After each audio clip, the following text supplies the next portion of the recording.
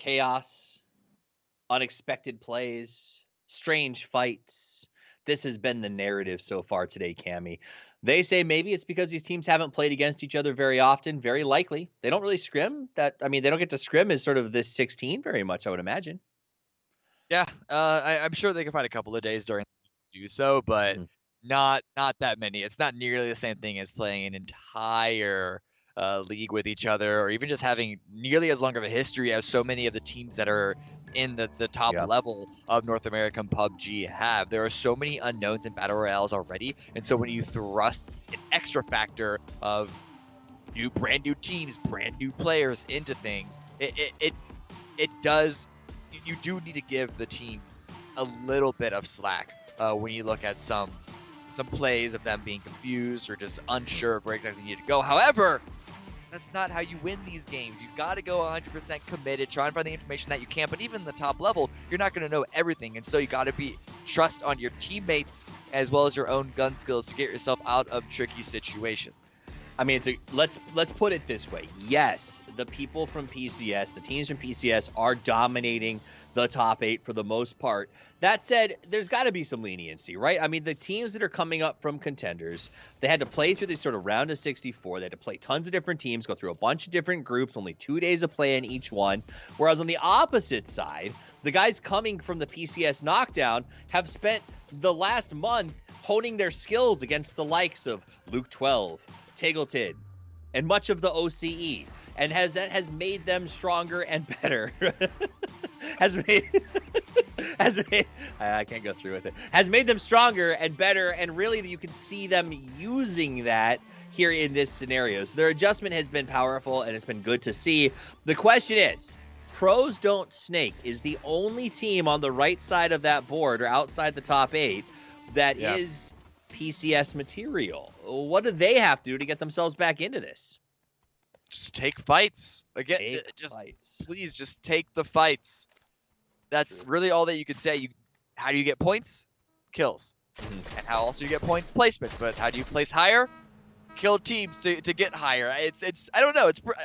Am I underthinking it? I think it's pretty straightforward math. And I know execution isn't very straightforward. It's significantly easier said than done, which is why I am here and not currently in the server. But as far as game plan goes, I don't think I'm the only one who could say this, but I'm just a little disappointed on the lack of PDS's willingness to engage their opponents. Yeah, I mean, we saw it in the last one. I mean, yes, they hung low and they sat in that sort of little shack and they got themselves deeper in the game, but there was just not really additional payoff, right? The placement differential, if you get yourself from 8th to 4th, is marginal compared to being able to sort of find a way to wipe a team or get a couple extra things on the board. And I think they're going to need to rack up those points. That said, we did learn from Rarity in that last game that every team is only one massive performance away from being in the top 8. Rarity moved up to 6th place with 32 points there. Now, to put that in perspective, 4th place Liberate is 34. So it's not that unheard of. Like, the teams on the right side of the board are still largely in the 20s. So one win plus a couple of kills, just like that, you're right back in it. Exactly. There's only about a 21-point gap between 1st and 10th place.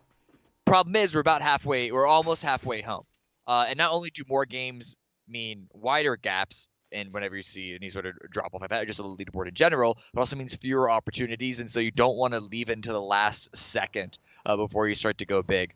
Mm-hmm. And this is the last second. We've got one more day of play tomorrow, but you don't want to go into the last day of play with sort of, a cloud hanging over your head. You want to go in with confidence, knowing that, hey, even if we start off bad, we're not that in so bad of a situation. The teams in the top 5, particularly actually the top 3 right now, they're going to be very comfortable going into tomorrow, and they'd love to pad it a little bit more, but we need to see some of these teams push up and get a little more aggressive. Liberate in particular for me, Cameron. I know I should be happy with 4th place and 34 points, but I'm not, because I know that they are capable of so much more. I think if you take into account a little bit just their struggles of all gelling together at the end of the group stage, then I think, maybe you could say you'd be happy with it, but I agree with you. I think content is fine.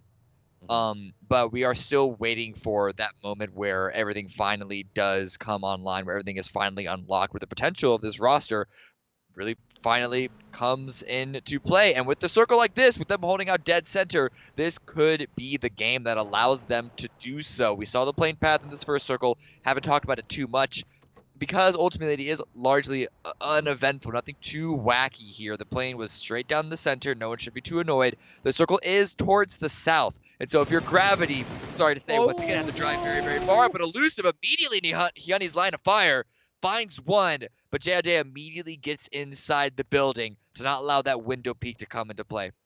But now it will be an uncomfortable battle here. It is a very big spread, so Honey is on his own as he sort of deals with this. He did heard the jump up from Jay. No backup coming from anyone. He hears the heal, it sounds like, and tries to go for the pre-fire. There's the follow-up. Nice. Honey gets 2, and we'll be very happy with that for Supremacy. This is a team that struggled with placement or wins, I should say, Cameron, but put up massive kills throughout some of the rounds. Seeing them start with a 2-fer to get going, it's good news. That's good news. Good start, because while they might have been able to get those kills during the round of 16, can't necessarily say the same this time around. Maybe they do need a couple of late game finishes in order to really bump their numbers up to the level that they need to place high enough. Get to that top 4 is what I'm going to be looking for, because that's where the big money comes in. Yes, the big money. So that said, in Monkey Business, going to be locking themselves into a nice little God compound here as they start their rotation. Monkey Business is, I believe, currently in 15th place, a team that we thought would be a little bit stronger here today, and I'm looking for them to push up. I think this is a team that just needs a good start rotation, and then if they can start to sort of fight out and have a good spot in the late game, will impress all of us. That driving did not impress all of us. Yeah, that's not very good team synergy there. NHS actually gets clipped by his own teammate and has to go on the run. Even gets tagged in the butt a little bit as a goodbye present. When you're in first, trying to put a little pressure harder. Yeah, you got to make things harder for yourself. They're just being fair. They're playing on New Game Plus. Yes, and they have a good compound, so they knew that if they were going to get that compound to themselves, they had to give a chance for someone to stop them. Now let's see. Oh man, the fight has not stopped. Supremacy has been hunting down the remaining 2 players of Elusive. Reknar has found them, and the cavalry is arriving. The motorized cavalry pushes in. They came out the back door to try to get away from the car push. There's the first spray down. It is a drop, so Fizzle will come forward and get the flush out of Vengeance. A little something. Honey is hard pushing. Gets flash. You don't need to speed push this, though, because he's already flushed your man. In that process, they lose Gekolt as well, and will now be 2v1. Feels really... This is a very, very sloppy push there. Femme Fatale is finally able to find Fizzle, but they should not have lost 2. The first one, you could give a little bit of an excuse for there. They were split. It was an isolated 1 versus 1. Good shots there by Fizzle to secure that. But that second was... I smell when the first one went down, he gave a call out like one hit. Meaning he hit him once. No, right. Instead of he's only needs 1 hit left, because that was a straight up like hard push. That interesting choice. Ultimately, Supremacy comes out alive, so I guess kudos. But they could have done it with 3, I think, instead of 2. Virtue is in a house. Yeah, I think a lot of the teams are just sort of thinking. It's true. No, it's true. A lot of teams are in these houses because so many of them didn't have to move too far and get into the circle. There are a lot of positions to share around Los Leones, and Phase 1 of Miramar is so big as it stands already. We've lost 1 team, so that alone is going to alleviate at least a little bit of pressure of population. And so really it's just waiting for Phase 2, which is going to shift. Oh, this is still tough, though. Okay, so Los Leones becomes the nucleus, right? But nobody wants to go into Los Leones specifically yet, because getting out, not a lot of fun. The problem is, now the circle can really go in any of those directions. We've seen as many finishes north as we have south, essentially. So teams have to make a hard choice. What do you choose here, Cameron? Do you just go to the side closest to where you already are, or do you try to hedge your bets and go hard south? I like what Keck and Ascendance are doing from their position of, as you said, going hard south. I don't want to see them go on the south edge, though. Maybe sort of go parallel with Cozy Crew. But for everyone else on the north side, that's going to be such a rough rotation through the terrain they have to drive over. Los Leones might be the only option. Liberate already holding down the area just to the north side. All those cliffs. PX holding down the East Coast. Come on, Tudo. Running out of ammo. This should be a free kill right now. Just pop one of the tires and you should be okay, but the shots are not landing for Tudo. Hate to see it. Hate to see it. Well, congratulations, Pro Stone Snake. Nice rotation. I'm a little shocked. I'm shocked, to be honest. That said, though, I wouldn't have killed that guy. I would have definitely sprayed over his head, so who am I to judge? And he will get by. PDS now has a pretty decent spot up on top of the hill. They can play that South Los Leones location. It's not bad. ELPX, they're actually in between them now. I didn't realize ELPX had that big of a split going. That's a pretty wide one. I don't exactly remember, but I think they had this already taken from before the shift happened. It was just Tudo by himself on the north side, the other three playing alone. But now PDS have the high ground overlooking them. LPX still maneuvering around, trying to figure out exactly how they want to situate themselves here on the east side. They might be preparing for more teams to rotate in, like Send, if they want to take this road up just east of this position.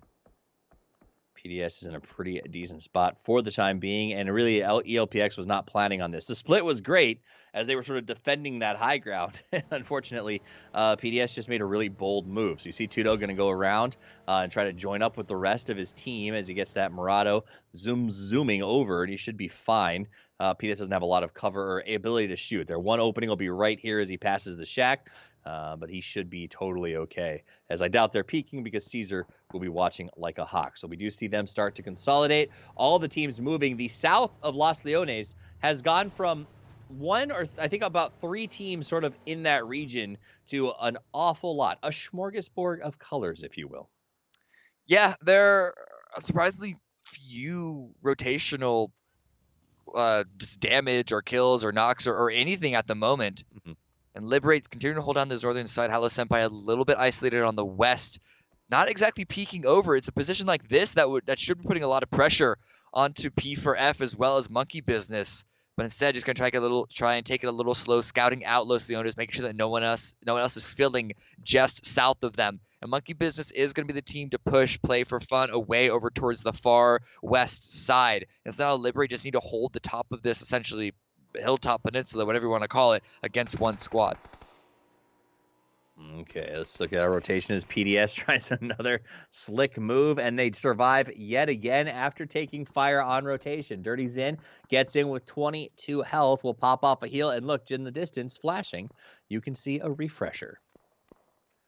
Nothing like having a heal and then walking in and finding just a replacement first aid for you. That's the good stuff. Yeah, it's good. And the shift is going to go in PDS's direction. So Dirty Zen sending it to Los Leones, maybe not necessary for a plan B if that's what they were going for, because their current position overlooking the city is really strong at the moment in this circle. They should have a couple of opportunities to pick up a fair number of kills, not just in the city, but also on the east side. They're shooting at Sovereign from Gravity already, but a number of teams going to be rotating in, and through the city might be their only option. Ascendants with a decent split on the south side you saw there. KEKW Kiers running on foot. The rest of the team's in cars, and I'm sure they'll pick up Tomas in just a second. But that seems to sum them up for me, is that Tomas constantly looking for a chance, even when his teammates are moving the car. How can I get into a spot to maybe get a pick, maybe get aggressive? And I'm enjoying seeing it. I mean, the reality is this is the only Challengers team in the top 8. But not only are they in the top 8, they're 2 points from being in the lead. This is awesome. I love seeing teams on the come up. Also, yeah, you got to feel good if you're simply Matt, right? Because like Liberate dropped you, and then now you're above them in Challengers, right? Like that's got to feel good. Yeah. Yeah. Sorry, I'm just paying attention to a lot of rotations here. Monkey Business. Liberate did leave, as you mentioned, and now Monkey Business is trying to fill in the area that they have now left open, left vacant, able to crawl their own way into Los Leones. And they're the first of a few teams, I think, but a lot of teams are trying to be rotating around the sides and just take the hills and the open fields outside of the city. Still not a lot of engagement, not a lot of fighting because so many pockets that teams can hide in. It's only phase 3. But I'm just worried that if the fighting waits just a little bit too long to stop, it's going to be really bad for so many different teams. Lipson making his transition through some rocky terrain. Not your favorite car to be doing this with, but better than the van, so I guess there's that. And he'll move around here to the south side. Should be in pretty good shape. No, third place, really, it feels like Gravity is just kind of playing this one to shore it up, get some points, and get ready to go into tomorrow. Yeah, and especially with a circle like this and just the inability to find an access point. Yeah, exactly. For PDS, now Ascendants, someone let these people inside. They just can't do it. Luckily, the Ascendants are trying to go for the fight, so this could be an engagement that they take. But Virtue here holding down the barn. Right, a lot of action there. So we're looking out to the blue. Lips in a lot of damage onto his vehicle. I think he lost a tire too, so he's going to be going on foot as he continues his strange rotation. The rest of his team trying to also find a foothold in the circle as we wait for the next one to pop, and it should pop up shortly. It is going to be a shift. So the teams that double down on going south of Los Leones pay off some sick dividends. Some stonks. Yeah, luckily the circle pulls off the city. This is a rough part of the terrain to play around in. Like I said, because there are so few teams out, only 2 now. A lot of these teams are going to have to do their best to break into what is essentially not very available area. Cozy in another good spot. Last time they had Olympus and lasted till the end. This time they're also in the middle. Let's see if it works for them as they continue to try to hold. They do stop Greta the Great and another member of Orion. Meanwhile, Cap opens fire on PDS and gets the double drop. Ripper hopping out of the car because he's taking fire from Rarity. Throws down some smokes to buy some space, but the nades are in the air. Ripper doesn't care. He's just got to run at this point. He manages to get up over the ridge line. Cancels the heal. Will manage to get it off, though, but Rarity looks like they are raring to go. They want to make sure Ripper is gone before they continue their northern push. There's the spray. He gets the first one. Looking for number 2. Not quite there. Down he goes. Innate just pulls it off by the hair of his chinny chin. Had Innate gone down there, he would have been able to go for the double wipe, the doubles flush. Yeah. So that was a big win by Innate. Now looking back, another fight breaking out. NHS did get knocked onto Clueless. Liberate using that opportunity not to push onto Clueless specifically, but just to get inside the circle using the last bit of the city available to find safe haven from the approaching blue zone. Clueless have a little bit of an isolated area because of this big giant moat, so they can just hold down for now, keep the lines of sight open, take some extra shots if they're available, but it's going to be Prozone Snake that have the first chance of running into Liberate in their new position. Liberate did have to make some pretty aggressive transitions to get into here, so we'll see how that pans out for them. The bottom of the circle is being very congested. We'll keep you updated as Keck W. It looks like they may be banging it out relatively soon, but still no action in that area. Clueless, remember we saw them fighting earlier on, is making a very nice mechanical rotation here to try to find themselves a little closer, a little better spot in the circle as they move down to, is this a water plant? It's a water treatment plant, right? Sewage treatment? What do you think? A few of these on Miramar. Something to do with the water, liquid or of some sort, the plumbing of the city. Yeah, sanitation. Oh, nice. Super goes ahead and gets the knock on Beck. We see Hambino moving in aggressively. This is where Cozy was hunkering down. So they got to come into the plant and get them dug out. This is what happened last time. Remember, Hambino came up. The team pushed Mount Olympus and broke open the door ultimately. We have another shot at it. Flashes from both sides, it looks like, or at least both sides are being flashed. But look at that wrap out around the side by Reno. Trying to find an angle through that window. Hambino is trying to spot it out. And grenades coming out from Tetra as well. A little bit of an angle found. Let's go. The explosion's going to do the knock on NHS. That was a great play by Tetra as he continues to move forward. They're doing a great job of holding the angles, so using the flashes and the nades to buy time for Reno to get into position, as well as just locking them in there. TC doesn't have a lot of options. They can't jump back out because, remember, Reno went around. Stuck, and not much you can do about it. Holding down now, waiting for the peaks to come through. Such a hard area to push through right now, but as you mentioned, this round is continuing to close on him, but Nitrogen getting knocked is huge. Vexel with the trade. Still chaos from both sides into this engagement, all through the hallway, back and forth. God, I'm so glad I'm not an observer right now.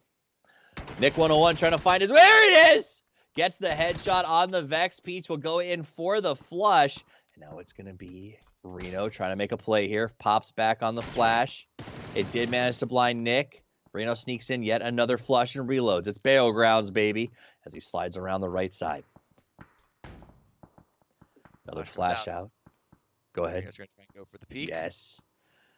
Nick 101 holding him the angle on Hambino, waiting to see if the flush does come out, tossing a grenade of his own.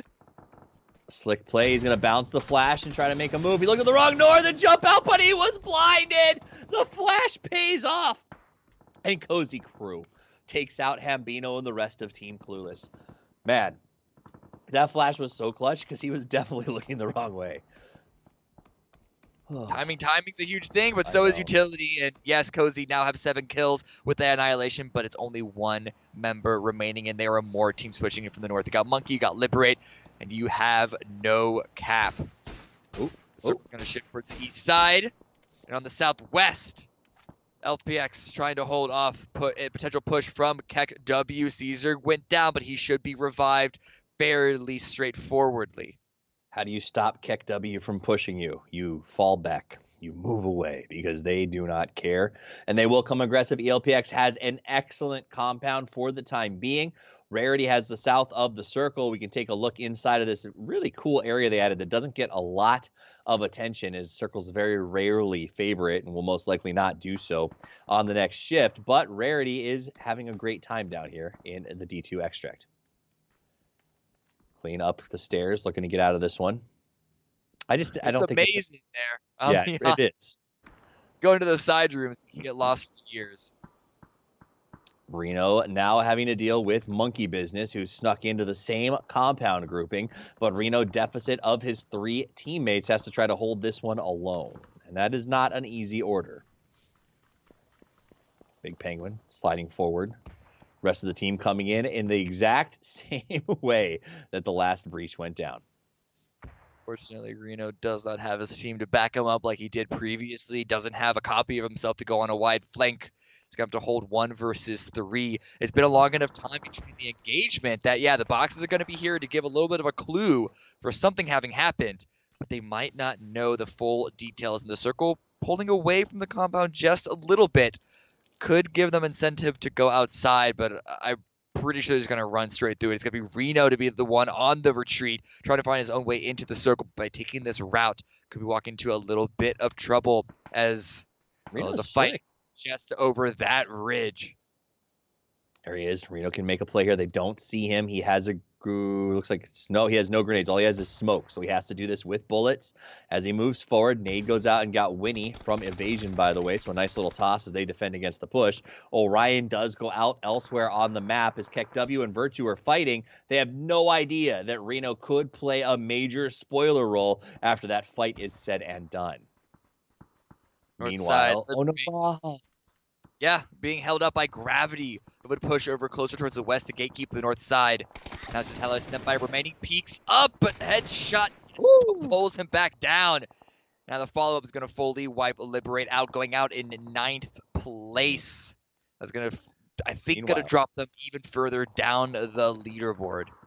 Meanwhile, the Keck W Kiers do go out, and then Reno finishes the last man from Virtue. So it went down exactly as we thought it would, and then Monkey Business hears it and eliminates Reno. So while we were looking away, Keck W lost to Virtue. Virtue got backstabbed by Reno. Then Reno got backstabbed by Monkey Business. And now Dirty Zin is laying in a dumpster. Come on, you have to check the dumpsters. That's Miramar 101. Check the dumpsters. Okay, fine. 101 is check the shacks. 102, check the dumpsters. I don't want to be mean, but is this not just an allegory for the PDS's play so far? Yeah, I mean, there's something there. There's something to deconstruct with that. All right, so they're laying there in the dumpster. He does take some shots, but it's not from PDS. It's from the men up on the hill. They'll load up onto the motorcycle and start their rotation away, and it's going to work out. Zin will last as Monkey Business looks for a different option. They know it's open down here because they saw 3 teams die to control this part of the map. So now it is theirs. No one else is around, and they can utilize this to get a better spot. That said, ELPX has good hard cover, and Gravity has taken the high ground with a very strong flex from their fourth teammate. D-Rich is all the way down at the bottom of the hill, stopping pushes from there. And now everyone else has to come up to them.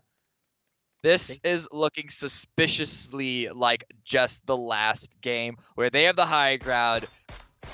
Free range just to shoot at everyone. And this time, I don't think there are going to be the same avenues of flanks from whichever team can get close. Does Deadeye have a multi? That's the big question. Does he? I assume he must. I hope he does. I hope he's still up. All right, so Big Penguin, Marnes dribbles. Oh, he sees the shot. They're going to take it, but Monkey Business is in a very, very tough situation. They actually take the motorcycle back to Dirty Zin. Zin they were gone. They had left for a while, if I remember correctly. And they decided to come back here to try to push up the hill, and Zin still waits for the right moment. Snakes wait until you least expect it. This could be big. Just as we saw the backstab from Reno wiping out a team's chances, Dirty Zin could be doing the exact same from Monkey. Blue's pushing him away, and he heard the first step, so he knows that it's a free, open crouch walk through very silently, because Monkey Business are so focused on trying to break an opening into the hillside with gravity holding down up above them. He's just going to hide behind that water plant. Lipson's going to open fire on Monkey Business. He does get behind the lip, and Lipson will go ahead and think, oh, I wish I had a grenade. Don't have it, though. Puts the smoke away, and the guys will continue to move around. Dirty Zin should spot Penguin here in just a second. Will he choose to make a push on it? Will he choose to open fire? He chooses not to. He's going to keep the backstab going. There it is. He prones down. Easy shots. Gets one, but he gets tagged a little bit. Goes for the second. We got him. The full wipe before he gets knocked by Pan kill. So it's the 2 kills plus the extra placement points at the end. A good pickup in those final moments. But now we are looking at the top 4 with Gravity still 4 up. SDR still 3 up. And LPX with 4 in the compound, but not for long because a Crow finds Tudu. Zin, that was dirty. But it works out. He gets the 2. L picks down 1. SDR loses 1 as Innate gets knocked and flushed by D-Rich. Remember, D-Rich is in a very long split, or was, as his team now closes. Gravity, oh my God. Gravity not only controlled a huge part of the circle, but on the last shift, they took it over in spades.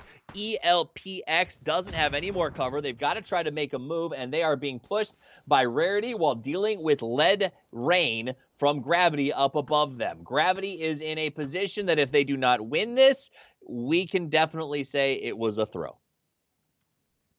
I'll stand up and say that right now. Like, this is their game. 100%, unless, of course, LPX can somehow land some amazing shots in quick succession, but I don't really see the world where that's going to happen without getting immediately traded. 8 kills already for Gravity as well. They're sitting in such a good position. LPX did get the revive on a Caesar, so they're back up to 3.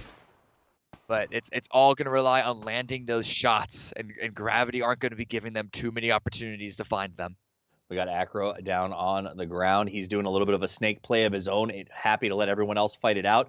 Problem is the second the blue makes him move, D-Rich. Oh, actually, D-Rich is falling back with his motorcycle or his car, so it will open the door for Acro to get a little bit farther in. But again, Milo and the guys from ELPX cannot advance. D-Rich moves into a flanking position, and you can see Gravity just closing it down. There's no access points left. They control literally 4/5 of the circle. Come on, D-Rich. What?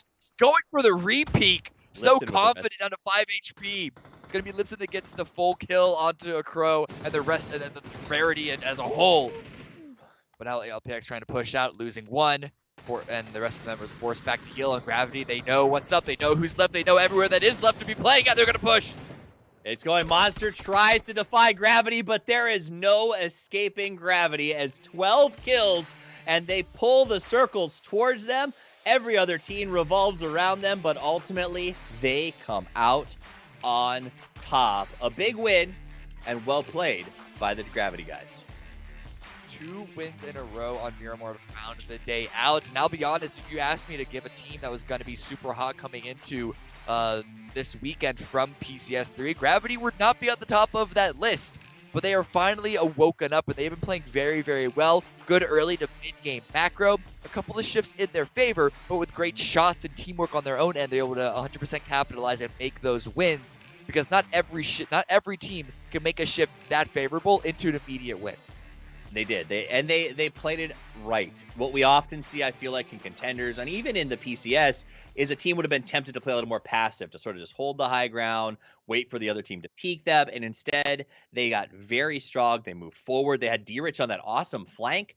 They played that very, very well, and I was happy to see it. Also, shout out to ELPX and a Rarity. Rarity, for the second game in a row, has worked their bums off and put themselves in a good position, Cameron. Yeah. These Miramar games, though, have been very, very different placement-wise, and it's jumbled up a lot of things on the full leaderboard. We're only halfway through this entire Challenger Cup series, 6 more games tomorrow, of course.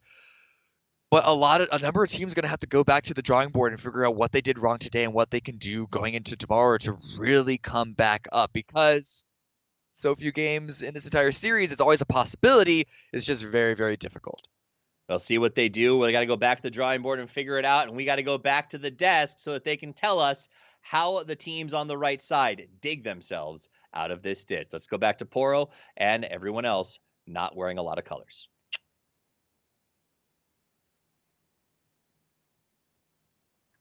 I feel like this weird obsession, man. Oh I know. goodness. This is like. Do you think he's disappointed that we didn't put those shirts on from last weekend? It could be. It could be. I have been told I need to clean up my act here, though. So make sure that we wrap this up in a big way. But fantastic performance there at the end from Gravity, getting their second big chicken dinner off of kind of a circle that we don't really see very often. It feels like, but I don't know. What do you think about that one, Godspeed? Yeah, the circle generally does not end right above mines normally. No.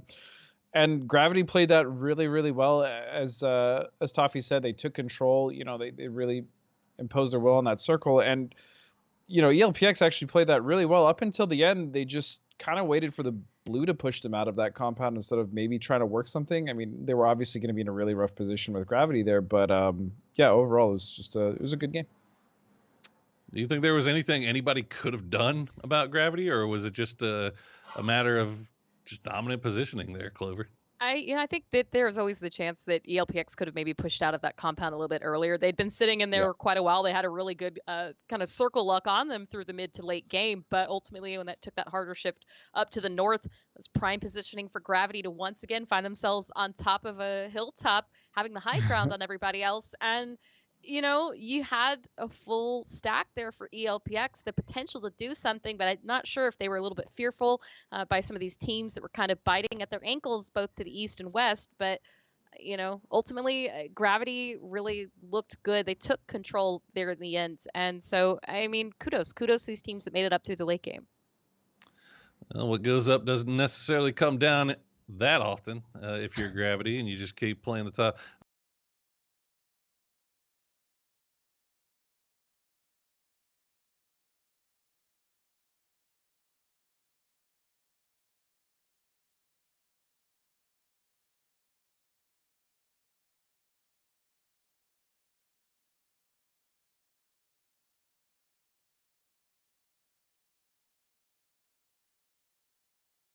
It's nice to see. Look at even on Nox, right? We've got Winnie and Ice Tech making another appearance here. Nitrogen once again sitting on top. I mean, he has been hitting the frags heavy today. We've seen a lot of nade kills and damage coming out of Nitrogen. So this creativity that's been coming out of these players has been wild to see. And Nitrogen, definitely one of the biggest grinders in competitive PUBG. That man is always playing, always. He do be playing all the time. Always be in that LFG channel, trying to find himself a squad to play with, and you can see that work has paid off. Assists, Retaliative, going to be at the top of the board for that one with 11, and then it is a multi-way tie for second here with Fizzle and 8, Magi and Evasion, all with 7 a pop. Good stuff from Keck W here today. They got the one. Yeah. They got the one chicken dinner. Mm-hmm. They've got a nice stack of about 32 some odd kills. Not many placement points to go along with that, but that seems to be a trend throughout this lobby, with the exception of our multiple dinner winners. Godspeed. The dinner winner. Dinner winner. I agree. Them and Ascendance actually have been really just kind of going the kills route in this lobby, and it's working for both of those teams. Obviously, KW Kier's a little higher than Ascendance, but as I said earlier when Clover and I were talking about it, I really like the way that Ascendance so far has been kind of racking up the kills. Yeah, it's maybe been a little more quietly, but they're up there, and I think that's what's going to continue to promote them, at least in the top 8 of this lobby. After looking at the leaderboard, maybe I might reverse my decision about the top 3 not really distinguishing themselves so much. After I'm seeing Gravity with the 2 wins, only 3 placement points outside of those 2 wins, but 43 kills, putting them well ahead of the next team, I guess, is KW Kier. So 11 kills ahead of that. Gravity kind of quietly doing work. Now, how much of that is based off of those 2 wins, though, Clover? I know they got a bunch of kills in those 2. A lot of it is, right? We look at the kills that they've managed to get today, and we subtract them from those 2 chicken dinners and subtract from their ability to hold up in the late game. They haven't really done as much as we'd like to see. Lipson's really been popping off for this team. They're looking really great. Pankel as well, but it's, again, kind of wondering, was that luck or was that through work? Obviously, they did get work through those games. So tomorrow, you kind of want to see the repeat, right? We won't want to see any of these flukes, these one-offs. As we look at Gravity and Team Clueless, we go, well, they have 2 chicken dinners. It's not that we don't have confidence in them. We're just kind of scratching our heads going, all right, well, where's the rest of this type of attitude and this feeling the way they're playing in the rest of the matches from today? One last look at the leaderboard before we go away, and it's looking well, at least at the top there, top 2 spots, looking very similar to PCS2, how PCS2 finished. That's very true. Yeah, Gravity and Clueless finding themselves up there. Now, man, you ever hear the term? I don't know how much baseball you guys watch, but they have a term 4A so much player. Sports ball. So okay, so trust me, I'm going somewhere with this. I promise. I believe it. There's some players they have a term for called 4A players, where they get to AAA baseball, they get to the lower rounds, and they just dominate. They just rip it on everybody, but then they get into the majors and they just can't make things work. Is this kind of the situation for Gravity Clueless, to where they're too good to be in contenders, but they're not quite there yet for PCS? I would even throw Rarity in there. How many times have Rarity come up and gone down? You know what I mean? There's some teams in here that just, they do well enough in these lobbies, and then they get promoted to the big leagues, as you're saying, and they come right back down. And I think the biggest issue that I have with that is, it's okay if you stumble and fail, but to not really use those failures as a stepping board to continue success, I think that's the biggest issue. And I think that's honestly what some of these teams are falling into as far as their pitfalls. All right, well, let's take one last look at the overview before we leave you guys for the evening, just so you know what to expect, what's coming up. What's coming up is day 2 tomorrow, where we will play our final 6 games of NA Challenger Cup 3. You will see the first 3 games will be on Miramar. The last 3 will be on Erangel. And by then, we will know who will be taking home what parts of that $15,000 prize pool, who will also be taking home those individual bounties for team kills and team wins. All fun stuff, exciting stuff to see.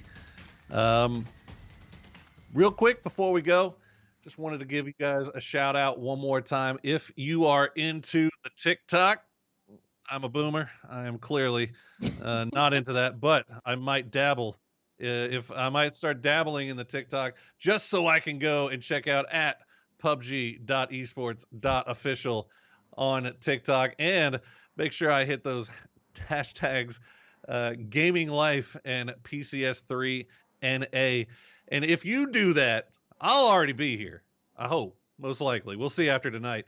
I'll already be here. But if you do that, you could end up getting featured on the next broadcast here for PCS3. Also, another call to action. Make sure that I'm not supposed to say that. Is make sure that you guys hang out in 2 weeks. November 5th is when we will be hitting the grand finals for PCS3 NA. All our grand finals, all our regions for PUBG will be having their grand finals at the same time. I believe the Korea will be playing the same day as we are, and then Europe and APAC will be playing on the other 2 days. So you got a full weekend, fantastic grand finals PUBG to keep your eyes on. And you can keep up with that on our Twitch channel, YouTube channel, and of course, the TikTok. The TikTok. The TikTok. Well, guys, thank you so much for joining me here on the desk. I know it's been exciting. It's been fun. It's been a fantastic time. I can see Godspeed is very hype right now. I'm vibing, man. Why you gotta harsh my mellow, man? You know? He's just keeping the vibes going. Far be it from me to harsh your mellow. And Clover, again, thank you so much for joining us. And thank you so much to our casters. That's going to be Matrim, Hypoc, Toffee, and Cameron. But I have been Porosaurus, and this has been day 1 of the PUBG North American Challengers Series 3. Join us for day 2 tomorrow. And as Toffee says, play more PUBG.